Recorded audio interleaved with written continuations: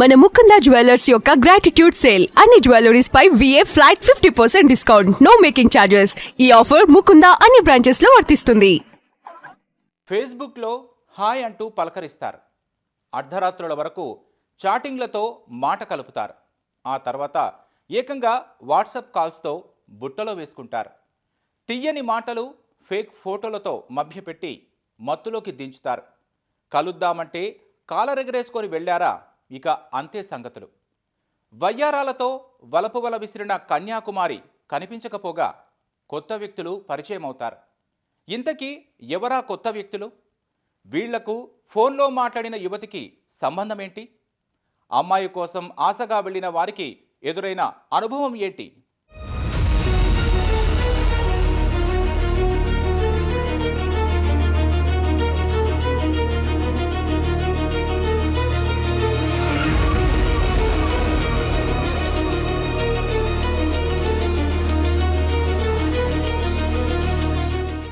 Social media పరిచయాలు, అపరిచిత వ్యక్తులతో అనుబంధాలు ఎంత ప్రమాదమో తెలిసినా కూడా ఇంకా చాలామంది అదే గోతిలో పడుతున్నారు. అమ్మాయి హలో అంటే చాలు పొలోమని ఎగిరి గంతేసి వెడుతున్నారు. ఏకాంతంగా కలుద్దామంటే వెనకా ముందు చూసుకోకుండా వెళ్ళిపోతున్నారు. తీరా అక్కడికి వెళ్లిన తర్వాత గాని అసలు సినిమా కనిపించదు. ఇంతకీ అమ్మాయి కోసం వెళ్లిన అబ్బాయిలకు ఎలాంటి ఇబ్బందులు ఎదురయ్యాయి? పథకం ప్రకారం అబ్బాయిలను ట్రాప్ చేసి పిలిపించుకుంటున్న ఆ యువతి వాళ్లు వచ్చిన తరువాత ఏం చేస్తోంది?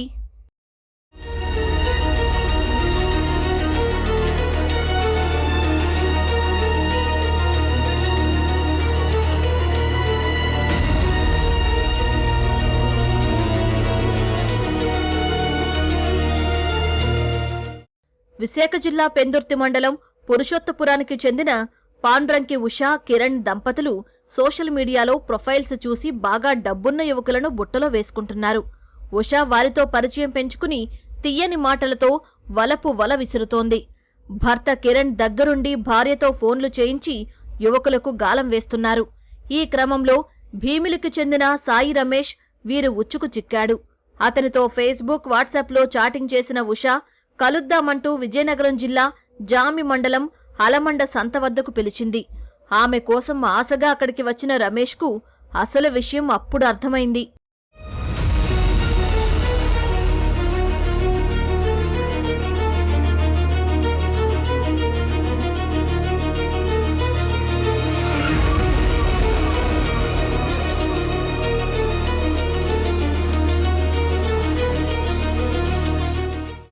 ఉష భర్త కిరణ్తో పాటు మరిది ప్రసాద్, అతని స్నేహితుడు కలిసి రమేష్పై దాడికి పాల్పడ్డారు. నా భార్యకే ఫోన్ చేస్తావా, వాట్సాప్లో చాటింగ్ చేస్తావా అంటూ గొడవ పెట్టుకున్నారు. తప్పు చేశానని భయపడిపోయిన రమేష్ను కత్తితో బెదిరించి అతని మెడలో ఉన్న 18 గ్రాముల బంగారు గొలుసు లాక్కున్నారు. మరో 80,000 ఇవ్వాలని బెదిరించారు. అలాగే అతని వాట్సాప్, ఫేస్బుక్లో ఉన్న చాటింగ్ మొత్తం డిలీట్ చేయించారు. ఈ విషయం ఎక్కడైనా చెబితే చంపేస్తామని బెదిరించి పంపించేశారు. ఫేస్బుక్లో పరిచయం అయిన ఒక అమ్మాయి పిలిస్తే ఆయన అలమండ సంతకి రమ్మంటే ఆయన వచ్చారనమాట. వస్తే అక్కడ ఒక ఇద్దరు కాపు కాసి ఆయన్ని కొట్టి ఆయన మెడలో ఉన్న బంగారం చైన్ లాకెళ్ళడం జరిగింది. దాంతోపాటు ఆయన్ని డబ్బులు డిమాండ్ చేయడం కూడా జరిగింది. అయితే ఈయన ఏంటంటే, నేను ఫేస్బుక్లో పిలిస్తే నేను వెళ్ళాను అని ఇంట్లో తెలిస్తే మళ్ళీ ఏమవుతుందో అని మనకు ఆయన ఇనీషియల్గా కంప్లైంట్ ఇవ్వలేదు. ఆ తర్వాత మొన్న 3వ తారీఖున వచ్చి మనకు కంప్లైంట్ ఇచ్చారు. మనం ఆ ఫేస్బుక్, ఈయన మాట్లాడిన చాట్స్ అవన్నీ వెరిఫై చేసుకొని మనం బ్యాక్కి వెళ్తే మనకి అర్థమైంది ఏంటంటే, ఆ అమ్మాయి వాళ్ళ హస్బెండ్ కలిపి ఈయన్ని ప్రలోభ పెట్టి ఆ మెసేజెస్ అవి పెట్టి ఆయన్ని ట్రాప్ చేశారనమాట. వాళ్ళ హస్బెండ్ ఏం చేస్తాడంటే, ఈ అమ్మాయితో మెసేజెస్ ఆయనే పెట్టిస్తాడు.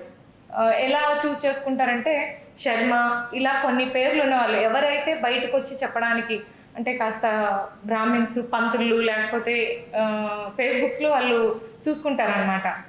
సోషల్ మీడియాలో ఇన్స్టాగ్రామ్ కానీ లేదా ఫేస్బుక్ కానీ చూసుకొని వాళ్ళు అలాంటి వాళ్ళని టార్గెట్ చేసి వాళ్ళకి ఇతన్ని అలాగే చూస్ చేసుకున్నారనమాట.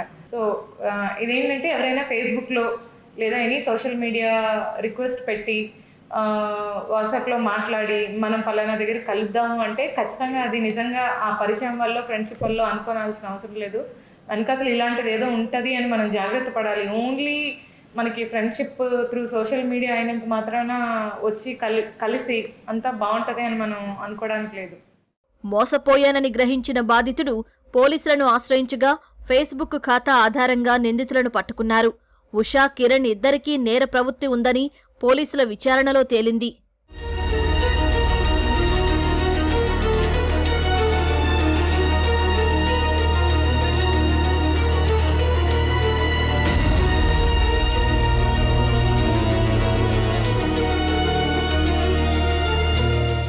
సోషల్ మీడియా పరిచయాలతో ఎవరినీ అతిగా నమ్మొద్దని, వారు పిలిచిన చోటికి ఒంటరిగా వెళ్లొద్దని పోలీసులు సూచించారు.